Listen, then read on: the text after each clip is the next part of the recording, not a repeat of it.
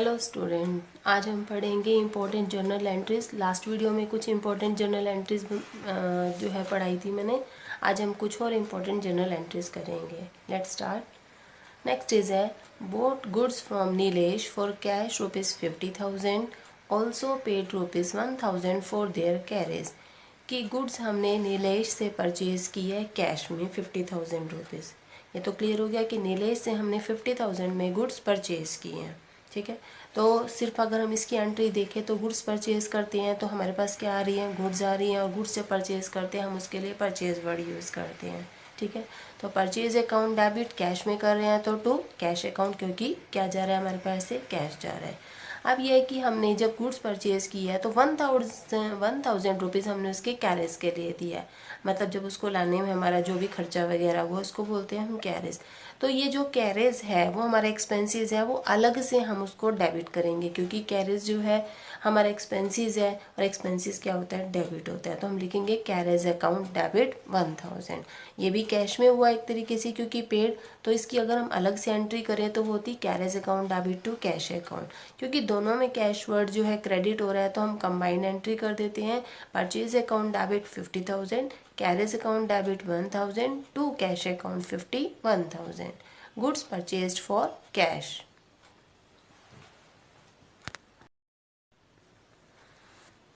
Next है purchased as old machinery for ₹1,00,000। की machinery हमने ओल्ड मशीनरी परचेज किया 1,00,000 रुपीज़ की, and spend ₹5,000 on it's carriage, और उसको लाने में हमने 5,000 रुपये खर्च किए हैं, and ₹20,000 on it's immediate repairs. और जो हमने क्योंकि पुरानी मशीन खरीदी है तो हमें उस पर कुछ रिपेयर वगैरह करा के उसको ठीक कराना पड़ रहा है, तो हमारे रिपेयर पर हमारे जो खर्च हुए वो 20,000 रुपीज़ है।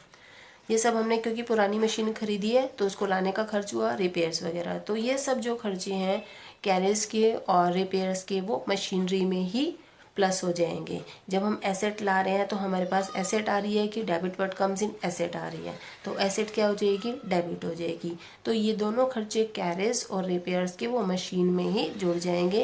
यानी कि टोटल जो हमारी मशीन हम मानेंगे हमने परचेज किया है वो 1,00,000 प्लस 5,000 प्लस 20,000, यानी कि 1,25,000। तो क्या आ रही है हमारे पास, मशीन आ रही है, तो डेबिट वर्ड कम्स इन, यानी कि मशीनरी अकाउंट डेबिट। ये सारा हमारा जो हम कैश में कर रहे हैं, क्या जा रहा है हमारे पास से कैश जा रहा है, credit word goes out cash, तो टू कैश अकाउंट 1,25,000।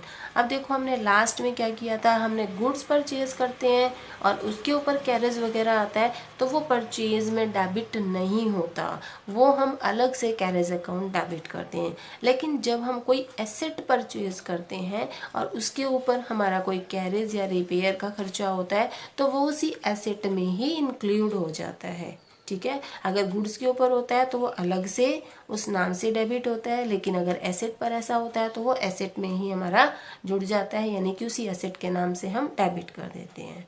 नरेशन होगी machinery purchased and amount paid on carriage and repairs. Next, goods for ₹50,000 were given away as charity, sales price 60,000 rupees. हमने गुड्स जो है वो charity में दी है 50,000 rupees की, लेकिन अगर उसकी सेल प्राइस कितनी है मार्केट में, यानी कि अगर हम बेचे तो मार्केट प्राइस कितनी है उसकी गुड्स की, 60,000 रुपीज़ दी। अब जो हमने ये गुड्स दिया है वो हमने दान में दिया, चैरिटी में दिया है, तो चैरिटी में देना हमारा एक्सपेंसेस हो गया, तो एक्सपेंसेस डेबिट होते हैं, तो चैरिटी अकाउंट डेबिट हो जाएगा 50,000। हमने क्या किया, गुड्स दिए कि जिस जिस गुड्स क्या होती है, जिस चीज़ में हम बिजनेस करते हैं, डील करते हैं, तो वही चीज़ उठा के हमने चैरिटी में दे दी। हमने वो गुड्स जो है वो सेल तो नहीं की ना, तो जब गुड्स उसी कॉस्ट प्राइस पर ही बिजनेस से जा रही होती हैं तो हम परचेज अकाउंट को क्रेडिट करते हैं। अगर यहाँ पर गुड्स अब जब हम सेल करते हैं तो टू हम लिखते हैं टू सेल्स अकाउंट, क्योंकि यहाँ पर गुड्स हम सेल नहीं कर रहे, हम उसको चैरिटी में दे रहे हैं जिसकी कॉस्ट प्राइस कितनी थी, 50,000। जब गुड्स को हम सेल नहीं करते वैसे देते हैं, चैरिटी में दे दिया, फ्री सैंपल्स में दे दिया, तो जितनी कॉस्ट प्राइस होती है तो वही लेते हैं, और दूसरा हम परचेज अकाउंट को क्रेडिट कर देते हैं। तो क्या आ जाएगा हमारे पास, to purchase account 50,000, goods given away as charity. Next है goods costing ₹80,000 sold to Mohan for ₹1,00,000। कि गुड्स जो है 80,000 की गुड्स है जो हमने मोहन को सेल कर दी 1 लाख रुपीज़ में, यानी कि 80,000 वाली जो गुड्स है वो हमने 1 लाख पर सेल कर दी। किसको सेल की है? मोहन को। रिसीवर कौन हो गया? मोहन। तो डेबिट द रिसीवर, यानी कि मोहन डेबिट हो जाएगा क्योंकि हमने क्या किया है? सेल की है। ठीक है, सेल करेंगे तो हमारी इनकम होगी और इनकम क्रेडिट हो जाएगी, तो क्या आएगा? To sales account. कितना लिखेंगे हम? 80,000 नहीं, 80,000 की तो हमारी कॉस्ट थी, लेकिन हमने सेल कितने की किया? 1 लाख की, तो हमारा जाएगा 1 लाख 1 लाख। यहाँ पर देखो हमने गुड्स सेल किया तो इसलिए हमने यहाँ पर क्या लिखा है? To sales account. लेकिन लास्ट वाले में हमने क्योंकि क्या किया था? सेल नहीं की थी, हमने चैरिटी में या किसी और पर्पज से दी थी, तो इसलिए हमने वहां पर सेल्स नहीं लिखा था। Goods sold on profit. यहाँ पर 80,000 वाली 1 लाख में सेल की, यानी कि 20,000 का क्या हुआ? प्रॉफिट हुआ, इसलिए नरेशन में लिखेंगे goods sold on profit. Next transaction है interest charge on capital at the rate of 7% per annum when total capital पास 7 लाख रुपीज़। कि टोटल कैपिटल जब 7 लाख रुपए थी, 7 लाख थी, तो उस पर इंटरेस्ट चार्ज करना है कितना? 7% पर एनम, यानी कि साल का 7%। इंटरेस्ट ऑन कैपिटल, कैपिटल क्या होती है? जो ओनर बिजनेस में लगाता है। तो जब बिजनेस में ओनर ने कैपिटल लगाई तो उसको हम उस कैपिटल के ऊपर इंटरेस्ट देते हैं। अब जब बिजनेस की तरफ से कैपिटल पर इंटरेस्ट जाएगा तो बिजनेस के लिए वो एक्सपेंसेस हो जाएगा, यानी कि कैपिटल पर इंटरेस्ट देना।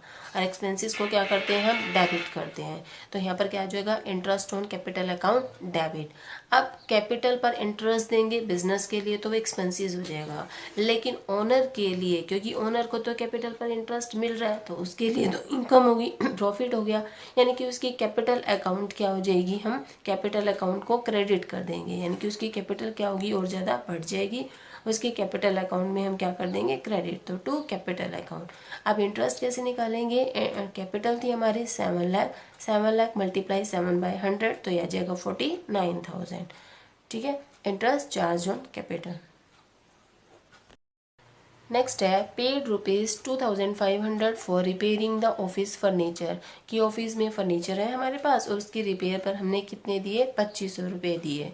अब जब फर्नीचर की रिपेयर्स पर दिए तो यहाँ पर अब फर्नीचर अकाउंट डेबिट नहीं होगा, क्योंकि फर्नीचर तो हमारे पास पहले से ही है, उसकी रिपेयर करवानी पड़ी हमें, तो उसके ऊपर हमारे पैसे खर्च हुए, तो वो हमारा क्या हो गया? एक्सपेंसेस हो गया, तो वो रिपेयर्स के नाम जाएगा। एक्सपेंसेस डेबिट होते हैं, तो repairs account debit. Paid cash में दिया है तो टू कैश अकाउंट, क्योंकि कैश हमारे पास से जा रहा है। अगर हम फर्नीचर परचेज करते हैं उस टाइम जो खर्चा होता है वो तो उसी एसेट में जुड़ जाता है, लेकिन पहले से कोई एसेट है उसके ऊपर बाद में हमारा कोई खर्चा होता है रिपेयर्स वगैरह का, तो वो उस एक्सपेंसेस के नाम पर चला जाता है। जैसे यहाँ पर रिपेयर्स है तो रिपेयर्स अकाउंट डेबिट हो जाएगा। Payment made for office furniture. Last transaction है paid to Sita rupees 9,650 in full payment of her dues of rupees 10,000। इसका मीनिंग क्या हुआ? कि सीता को हमने पे किए 9,650 और फुल पेमेंट होगी भी, हमने कहा ठीक है अब जितने देने थे हमारी पेमेंट खत्म। और जबकि उसके ड्यूज कितने बनते थे? 10,000। मीन्स हमने उसको देने तो थे 10,000, लेकिन हम उसको दिए कितने? 9,650। ठीक है, तो यहाँ पर क्या है? रिसीवर कौन है? सीता, तो सीता डेबिट होगी। कितने से? देने कितने थे हमने सीता को? 10,000, तो 10,000 उसके डेबिट में चले जाएंगे। लेकिन हमने पे कितने किए? 9,650, तो कैश हमारे पास से कितना गया? 9,650, तो कैश जा रहा है, गोज आउट क्या हो रहा है? कैश। तो टू कैश अकाउंट 9,650। हमने देने थे 10,000 लेकिन हमने पे किए 9,650, कम किए ना पे, तो हमें क्या हुआ? बेनिफिट हुआ। इसका मतलब हमको क्या हुआ? डिस्काउंट रिसीव्ड हो गया। डिस्काउंट पेमेंट अगर हम कम कर रहे हैं तो हमारे लिए तो प्रॉफिट हो गया ना, यानी कि हमें डिस्काउंट रिसीव्ड हो गया, तो डिस्काउंट रिसीव्ड क्या हो जाएगा? क्रेडिट हो जाएगा, क्योंकि इनकम है, हमारे लिए प्रॉफिट है। तो टू डिस्काउंट रिसीव्ड अकाउंट 10,000 में से 9,650 माइनस कर दो तो कितना आ जाएगा? 350। तो एंट्री होगी Sita debit to cash account to discount received account, और नरेशन हो जाएगी cash paid to Sita and discount received. Okay, I hope आपको सारी जो ट्रांजेक्शन्स हैं, जितनी इंपॉर्टेंट जर्नल एंट्रीज थी वो मैंने जो है वीडियो में, इस वीडियो में और लास्ट वीडियो में और एक और वीडियो भी थी उसमें कवर अप कर दिया। आई होप आपको सारी जो जर्नल एंट्रीज हैं अच्छे से समझ में आ गई होंगी। अगर आ गई है तो प्लीज़ जो है लाइक शेयर सब्सक्राइब कर देना, और चाहे तो कमेंट में अगर आपको कुछ और चाहिए तो आप वो लिख सकते हो, और आपको नोट्स वगैरह चाहिए तो टेलीग्राम चैनल पर मिल जाएंगे। Okay, thank you.